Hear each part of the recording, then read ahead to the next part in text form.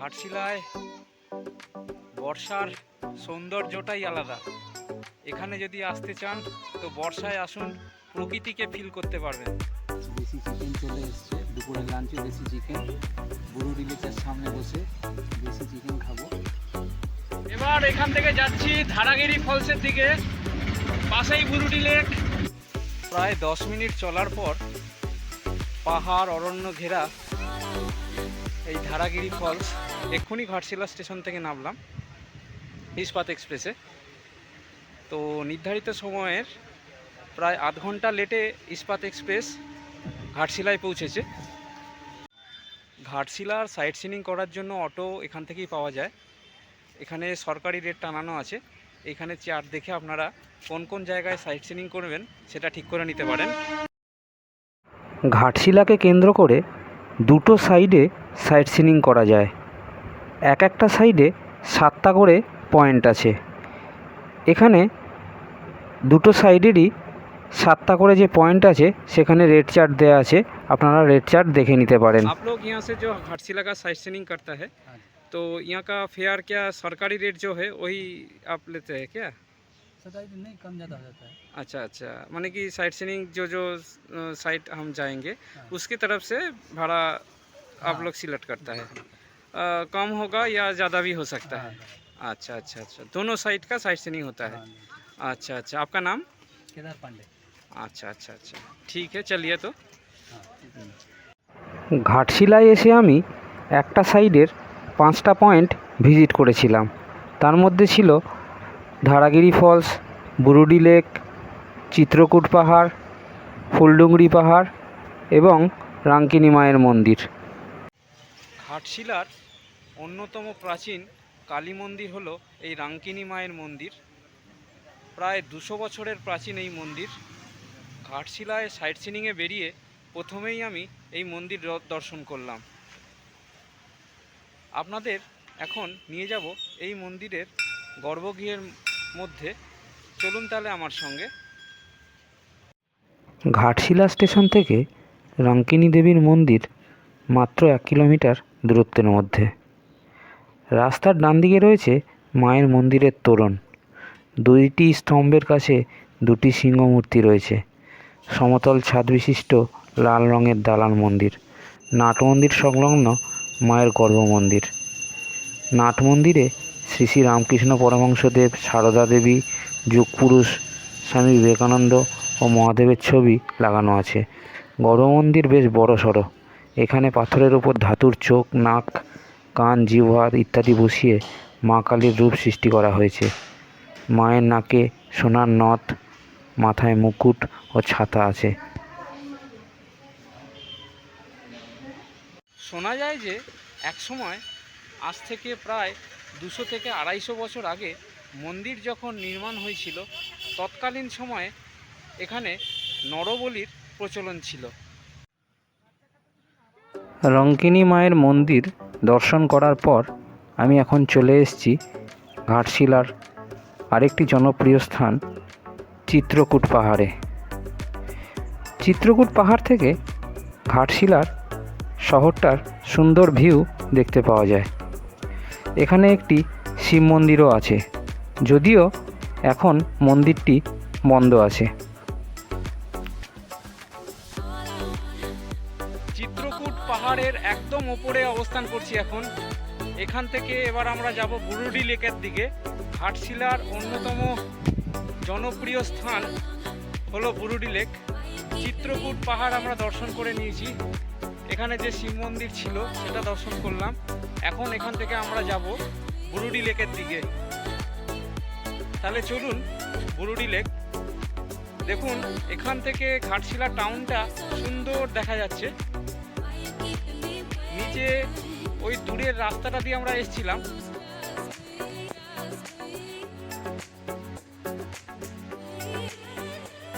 অরণ্য আর পাহাড়ের মধ্যে দিয়ে চলেছি বুরুডি লেকের দিকে। বুরুডি লেক এখান থেকে নিকটেই অবস্থান করছে। চলুন তাহলে বুরুডি লেকে। দূরের পাহাড়গুলো দেখুন, আর রাস্তার অবস্থা একটু খারাপ আছে এদিকে, আর মোটামুটি সবই ঠিক আছে। বুরুডি লেকের দিকে এখন যাচ্ছি। সুন্দর প্রকৃতি, মেঘলা ওয়েদারের মধ্যে দিয়ে গাড়ি যাচ্ছে। মনে হচ্ছে আজকে বৃষ্টি হতে পারে এখানে। আমার পেছনে যে লেকটা দেখতে পাচ্ছেন ওটাই বুরুডি লেক। এখন বুরুডি লেকের আমরা চলে এসেছি, উপরে দাঁড়িয়ে আছি। এখানে ছোট ছোট হোটেল আছে খাওয়ার, দেখুন আমার ঠিক পেছনেই। আর দূরের পাহাড়গুলো দেখুন, এক অসাধারণ প্রাকৃতিক সৌন্দর্য শোভা পাচ্ছে আজকে ঘাটশিলায় এলে আপনারা এরকমই প্রাকৃতিক সৌন্দর্য উপভোগ করতে পারবেন। এক কথায় অ্যাওয়েসাম। নিচে লেকে অতটা জল নেই, বর্ষা শুরু হয়ে গেছে, তবু জল এখনও কম আছে। তো জল যখন ফুল ফেজে বর্ষা আরম্ভ হয়ে যাবে তখন লেকের জল আরও ভরে যাবে। দেখুন শুধু, এক অপরূপ প্রাকৃতিক সৌন্দর্য। আপনারা ঘাটশিলায় এসে এখানে লাঞ্চটা করে নিতে পারেন। এখানকার দেশি চিকেন খুব বিখ্যাত। তো আপনারা বুরুডি লেকে এসে লাঞ্চটা করে নেবেন। লাঞ্চের অর্ডারটা এখানে দিয়ে যাবেন, চিকেনের অর্ডার নিয়ে আপনারা এখান থেকে ধারাগিরিতে চলে যাবেন, তারপরে এখানে এসে লাঞ্চ করবেন। কারণ এখানে চিকেনের অর্ডার না দিলে তারা রান্নাটা করে না, অর্ডার দিতে হয় আগে। তো এখানে লাঞ্চ করার জন্য আপনাদের পাশে অনেক হোটেল আছে, এখানেই দেশি চিকেনটা পাওয়া যায় প্রতিটা হোটেলেই। এখানে এসে অর্ডার দিয়ে দেবেন, তারপরে এখান থেকে ধারাগিরিতে চলে যাবেন। ধারাগিরি থেকে এসে এখানে লাঞ্চ করে নেবেন। তো ভেজ থালির জন্য 50 টাকা, আর চিকেন থালি যদি অ্যাড করতে হয় তাহলে এক্সট্রা আরও টোটাল 200 টাকা মতন পড়ে। তো আপনারা এখানে এসে দামটাও করে নিতে পারেন। চলুন আপনাদের এখানে একজন হোটেলের যে আছে দায়িত্বে, তার সাথে কথা বলিয়ে দেবো। হ্যাঁ, নমস্কার। আপনাদের এখানে কি ব্যবস্থা আছে খাওয়ার? আমাদের এখানে দুপুরবেলায় দেশি চিকেন মিল থাকে আপনার। আচ্ছা। ডিম থাকে, মাছ থাকে। আপনারা দুপুরে এখানে এসে অর্ডার দিয়ে যেতে পারেন। আচ্ছা, দেশি চিকেন কত পড়ে? দেশি চিকেন মিল এখন আপনার 200 টাকা চলছে। ভাত, ডাল, তরকারি, আলু ভাজা, চাটনি, পাঁপড় থাকবে। আচ্ছা। আর 4 পিস করে দেশি মুরগির মাংস একটু চাল থাকবে, ওটা 200 টাকা। আচ্ছা, এখানে এসে আগে অর্ডার দিয়ে দিতে হবে কি? এখানে অর্ডার দিয়ে আর ধারাগিরি যেতে হবে। আচ্ছা আচ্ছা আচ্ছা আচ্ছা। আপনার নামটা? আমার নাম অনন্ত কুমার ভূঁইয়া, হোটেলের নাম ধারাগিরি ফ্যামিলি হোটেল। আচ্ছা আচ্ছা, ঠিক আছে। নমস্কার দাদা আপনাকে। হ্যাঁ, এখানে এসে একটা জিনিস লক্ষ্য করলাম, এখানকার বেশিরভাগ খাওয়ার হোটেলগুলোতে কাঠের জালে রান্না হয়। কাঠের জালের রান্নার স্বাদ কিন্তু অতুলনীয়। এবার বুরুডি লেকের দিকে আমি যাচ্ছি। নিচে অনেক পর্যটক আছে, তবে পর্যটকের সংখ্যা তুলনামূলক আজকে একটু কম আছে। নিচে অনেকটাই সিঁড়ি ভাঙতে হচ্ছে।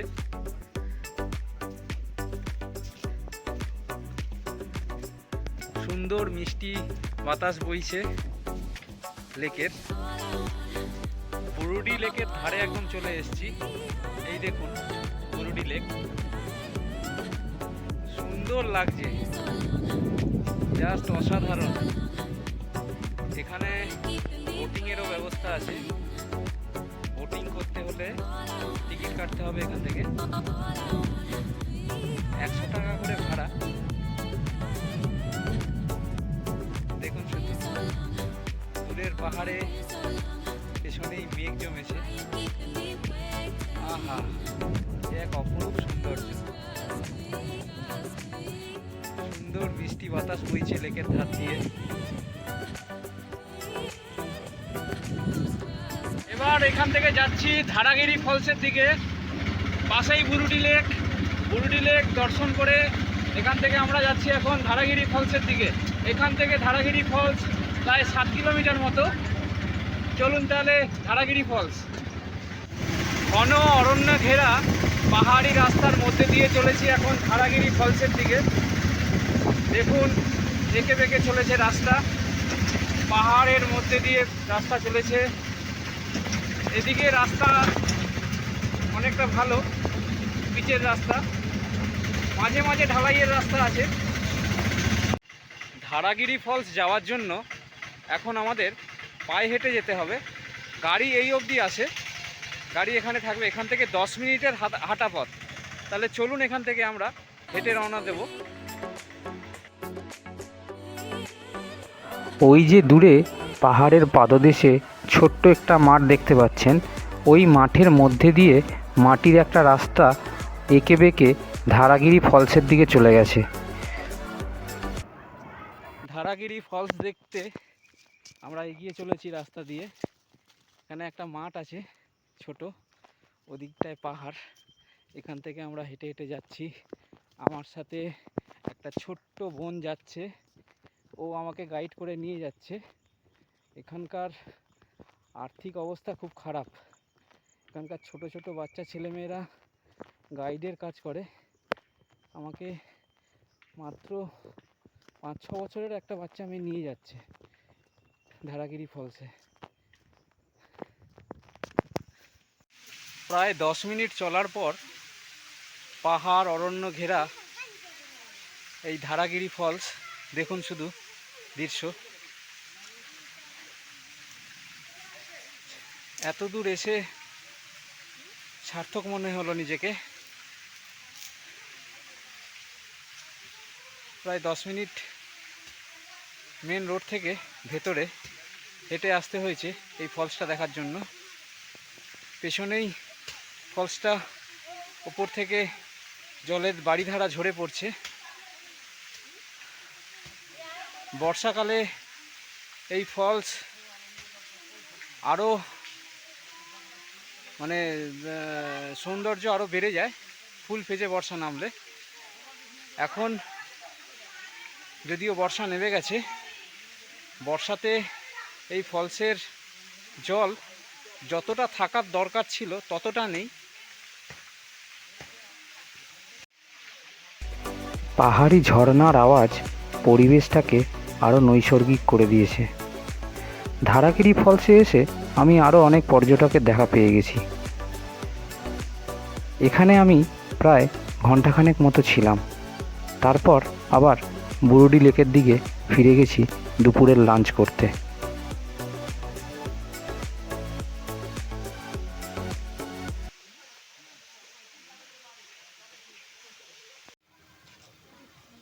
দুপুরের লাঞ্চে বসে গেছি। এখন এই দেশি চিকেন চলে এসছে। দুপুরের লাঞ্চে দেশি চিকেন, বুরুডি লেকের সামনে বসে দেশি চিকেন খাবো।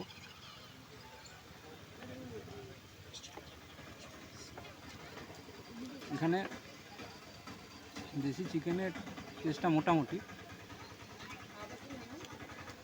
ভালোই করেছে। দূরে একটু মেঘ করেছে, মনে হয় বৃষ্টি হতে পারে। এখন বেলা 2:30 বাজে, একটু দেরি হয়ে গেছে এদের রান্না করতে। ধারাগিরি ফলস থেকে এক্ষুনি ফিরলাম আবার বুরুডি লেকে। দুপুরের লাঞ্চটা এখান থেকেই করছি।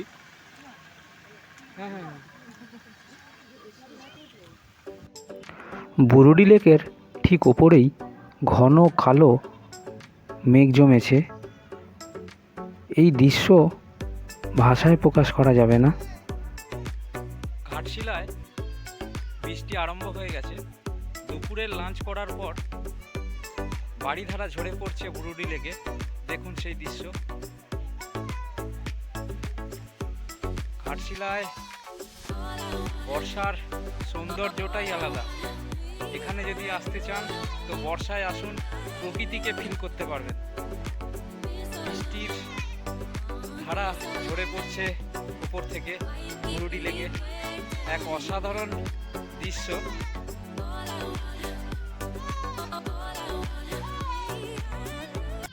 গ্রীষ্মের তীব্র দাবদাহের পর বর্ষার বাড়িধারায় ঘাটশিলার রূপটাই বদলে গেছে। পাহাড় অরণ্য সব সবুজে ভরে গেছে। বুরুডি লেকের বর্ষার বাড়িধারার অনুভূতি নিতে আমি ঘন্টাখানেক মতো লাঞ্চের পর এখানে ছিলাম। তারপর এখান থেকে আমি রওনা দিয়েছি বিভূতিভূষণ বন্দ্যোপাধ্যায়ের স্মৃতি বিজড়িত স্থান ফুলডুংরির দিকে। এবার আমরা চলেছি বিভূতিভূষণ বন্দ্যোপাধ্যায়ের স্মৃতি বিজড়িত ফুলডুংরিতে। ফুলডুংরি পৌঁছে গেলাম। এই পাহাড়ি জঙ্গলের রাস্তার মধ্যে দিয়ে এখন ওপরের দিকে যাব। ফুলডুংরি পাহাড়ের টিলার ওপরে চলে এসেছি। এই দেখুন এই স্থানটা, বিভূতিভূষণ বন্দ্যোপাধ্যায় এইখানেই বসেই আরণ্যক, চাঁদের পাহাড় সহ প্রখ্যাত উপন্যাসগুলো লিখেছিলেন। এই পাহাড়ের পরিবেশটাই খুব সুন্দর লাগছে। এই পরিবেশের মধ্যে থেকেই বিভূতিভূষণ বন্দ্যোপাধ্যায়ের মতো সাহিত্যিকের কলম থেকে বেরিয়েছিল আরণ্যক, চাঁদের পাহাড় সহ বিভিন্ন উপন্যাসগুলো। এই হচ্ছে ফুলডুংরি। তো আর একটা জিনিস বলতে ভুলে যাচ্ছি, সেটা হলো গিয়ে আমি ছাতা আনতে ভুলে গেছি, তাই মাঝে মাঝে ভিজতে হচ্ছে।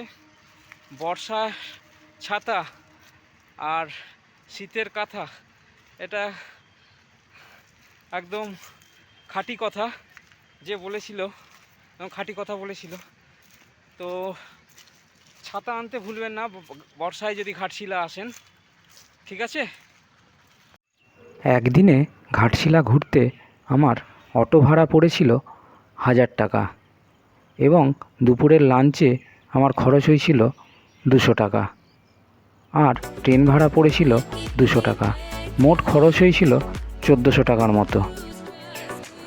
ঘাটশিলাতে আসার সবথেকে সহজ উপায় হলো রেলপথ। হাওড়া স্টেশন থেকে হাওড়া বড়বিল জনশতাব্দী এক্সপ্রেস সকাল 6:20 ছেড়ে ঘাটশিলা এসে পৌঁছয় সকাল 9টায়। এছাড়াও সকাল 6:35 ইস্পাত এক্সপ্রেস হাওড়া স্টেশন থেকে ছেড়ে ঘাটশিলা এসে পৌঁছয় সকাল 9:30টায়। এই ট্রেনগুলি ধরে আপনারা যদি ঘাটশিলায় আসেন তাহলে সহজেই একদিনে ঘাটশিলা ঘুরে দেখতে পারবেন। এবার ফেরার পালা বন্ধুরা। ফুলডুংরি থেকে এবার আমি স্টেশনের দিকে চলে যাব। ওখানে গিয়ে ইস্পাত এক্সপ্রেস ধরবো। ইস্পাত এক্সপ্রেসের টাইম